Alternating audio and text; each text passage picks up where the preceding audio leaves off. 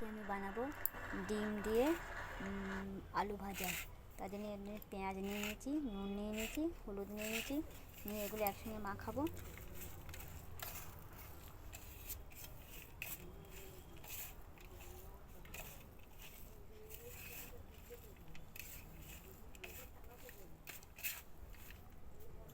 মাখানো হয়ে গেছে, গ্যাসটা জ্বেলে দিয়েছি। এবার আমি কড়াইতে তেল দেব।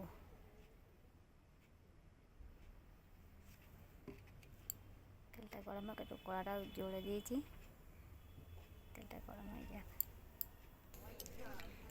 দেখো তেল গরম হয়ে গেছে, এবার আমি আলুটা দিয়ে দেবো।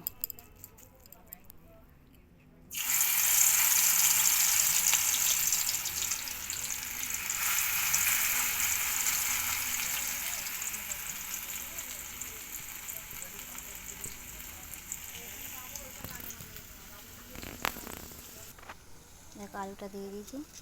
এবার আমি ডিমটা নুন দিয়ে ফাটিয়ে রেখেছি, এর মধ্যে দিয়ে দিলাম।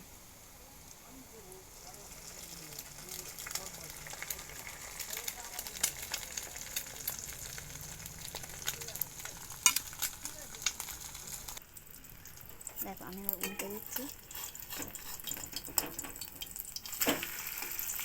দেখো এই পাটটা কত সুন্দর হয়েছে, উল্টে দিলাম।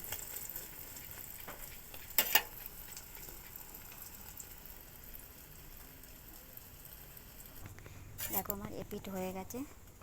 এবার আমি এই পিঠটা দেখে নিই একটু, কত সুন্দর হয়ে গেছে। এবারে আমি থালাইতে তুলে নেব। দেখো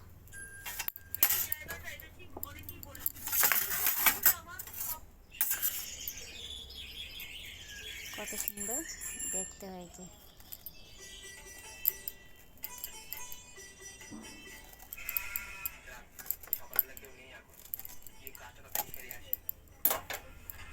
আলু আলু আলু দিয়ে ডিম ভাজি, দেখো কত সুন্দর দেখতে হয়েছে, পুরো পিজার মতো কত সুন্দর দেখতে হয়েছে। আজকে আমি আলু দিয়ে ডিম ভাজা বানালাম।